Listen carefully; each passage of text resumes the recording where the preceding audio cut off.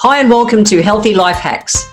I'm Jefferies, the present day wise woman, a realistic naturopath coming to you from the surfing beaches of Australia. This podcast is for those of you who are wanting to really rock your life and health and live from a place of prevention. Let's get into today's episode. Sleep studies have shown that between 30 and 48% of older adults suffer from insomnia. Women have a lifetime risk of insomnia that reaches as much as 40% higher than that of men. About 60% of people report at least one sleep symptom occurring 3 to 4 times per week.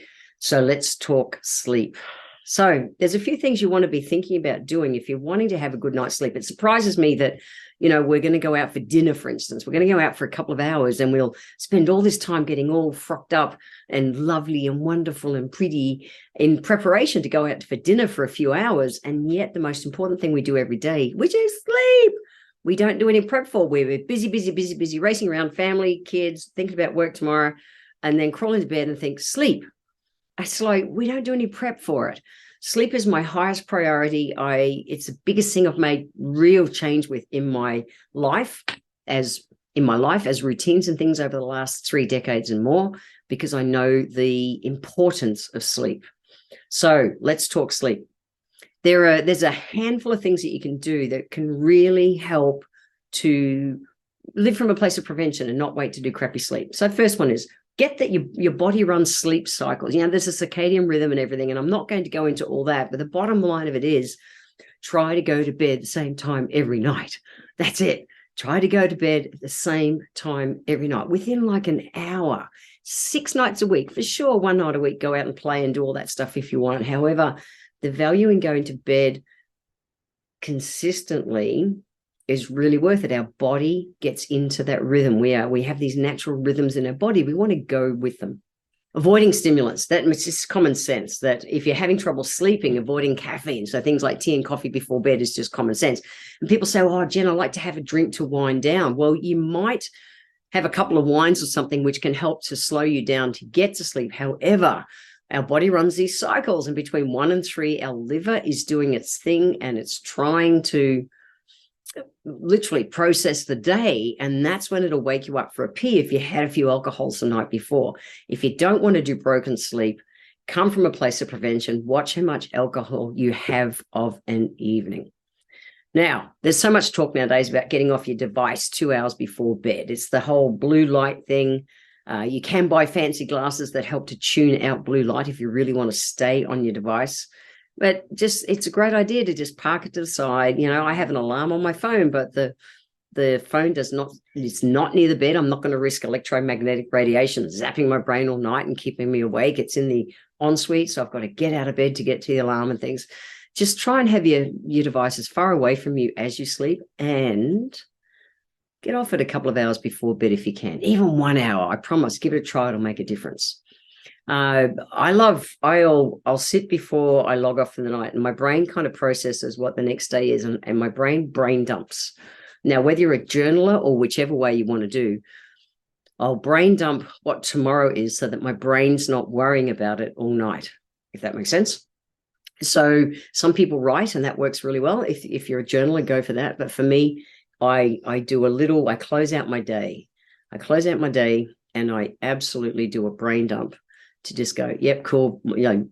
There's always going to be stuff that's on the to-do list, but my brain goes, yep, cool. Know all that's coming, all good. So then I don't go doing the worrying about it. For the last 30 odd years, I've been tapping into adaptogens. Adaptogens are the class of herbs, and I bang on about them a lot in this podcast, but they're so damn important to our health. They're a class of herbs that dug me out of a big hole when I was younger, when I burned out in my 20s, and I promise they're worth it. I'll put a link in the show notes. You can check it out, to the adaptogens I take. But the bottom line is they help our body adapt to stress. Now, if you take them when you're being busy running around in the morning, they give you more energy. I have, for more than 3 decades, I've had my adaptogens at bedtime but you've got like a 15, 20-minute window. You want to take them, brush your teeth, lay down, go to sleep. If you're the kind of person who reads before bed or gets up to any other fun things before bed, wait, have them right when you're ready to go to sleep. Breathe deep, lay there, and let your body drift off into an adrenal recharging sleep. Now, we've all got our own vibe for sleeping and everything in life. If you saw my bedroom, I have a colorful life. I love rainbows, and I love the vibe of rainbows. And even my sheets, I've had sheets tie-dyed rainbows, but there's a great big red heart in the middle of it. I want that vibe in me as I'm sleeping. I want to recharge all, every element of my chakras and just every element of me. I want everything to recharge. And so I choose to do that. But my wife and I, we still have, the bedroom's nice and dark, and it's free of clutter. It's very simple, so that, the energy reflects. So if you've got a cluttered, busy room, that's not going to help your brain to sleep. It's just not. You might want to tap into some exercise. So even an evening walk, a gentle walk after dinner is a really good idea to help bring the body down, starting to chill. Things like gentle yoga before bed. Actually, I'll put a link in the notes to some of the gentle yoga stuff that my wife creates. You can have a look at it. Qigong, those kind of things. You want something relaxing. You're not going to go and belt it out and do a 10K run, because when you do it, at the end of it, you're exhausted. No, that's not going to bring you down to that recharging sleep. We want to recharge our adrenal glands. We want to recharge our body. So we want to do gentle exercise to bring that down. So what you might realize is that if you're having trouble going to sleep, you're generally low in calcium. Calcium. Now, calcium is a mineral. People think, oh, yeah, well, dairy. But there's so many much better sources of calcium than a glass of milk. But a glass of milk is classically has what's been recommended for trouble getting to sleep. But I love things like sesame seeds. There is more usable calcium in a teaspoon of sesame seeds than there is in a glass of milk. Cinnamon. I'm a big cinnamon user just in everyday life. I love it. I love the flavor. I put it in my nutrition shake every day. But it's also a really good, rich source of calcium. If you are into fish, so things like, tin sardines, tin salmon, those kind of fish in spring water that also have the bones in them, those little bones are loaded in calcium. They're a really rich source as well. I like tofu, so get tofu from a non-GMO source. The firm tofu is rich in calcium. So edamame, which is, the soybeans before they're actually made into tofu, makes sense. Things like almonds, pecans, walnuts, and also really rich, dark leafy greens. Now, with any kind of nutrients, we're going to bring them into our diet. We find that so many people, just through stress, I've done whole podcasts on it about how the fire gets put out in our belly and food stews instead of digesting. So it's just really good for people to have a kiwi fruit a day, just to make sure that the enzyme level stays up in the gut, to make sure you're actually absorbing nutrients. So I am an aromatherapist as well as a naturopath, and I love essential oils. I love essential oils so much. They're just kind of part of my being. We'll go out somewhere and people go, oh, you smell great. Yeah, well, I don't have perfume on. I've got essential oils on that help me to stay in the vibe that I want to be in. So from a sleep point of view, if you're having trouble getting to sleep, you're generally low, like I said, in calcium. And this is when the flowery essential oils will help you. Now, no, flowery oils not because they're a source of calcium.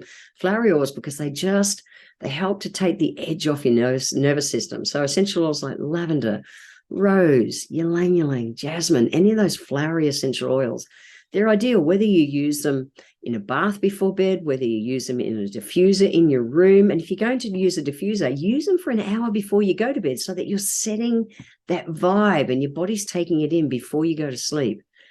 Whether you make little pulse point roll-ons or something, you want to get it, your body being able to tap into that calm, relaxing, flowery type essential oils in preparation to go to sleep. Now, if you're having trouble staying asleep, means that you're low in magnesium. So calcium to get to sleep, magnesium to stay asleep. And magnesium is the first mineral that we burn up when we are stressed out.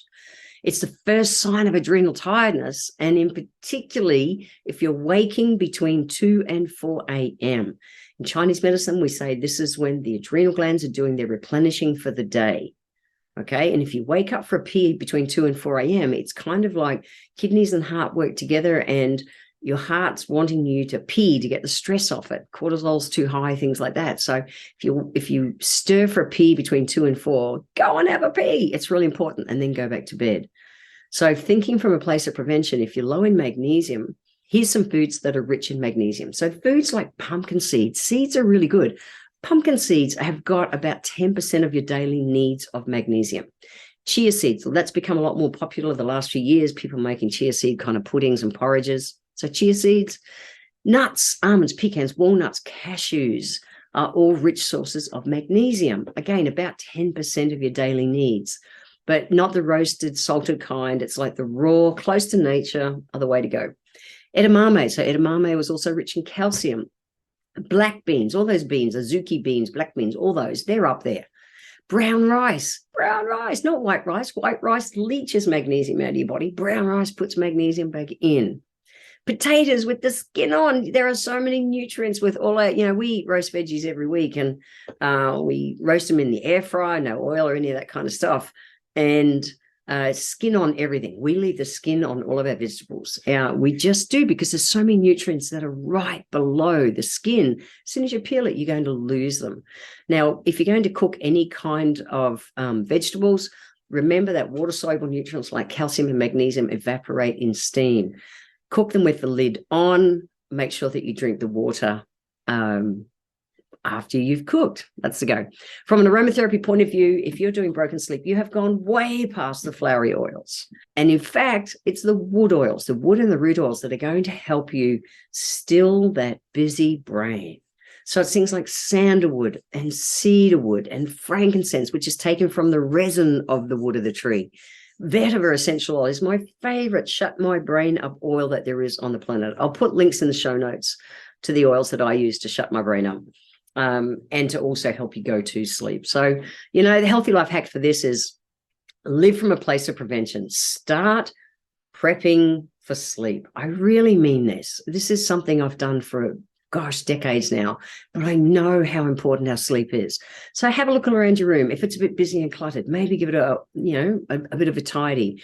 Think about switching off things early, maybe going for a gentle walk. It's, summer here in Australia now, so it's warmer in the evenings. Think about coming from a place of prevention and not waiting to do crappy sleep.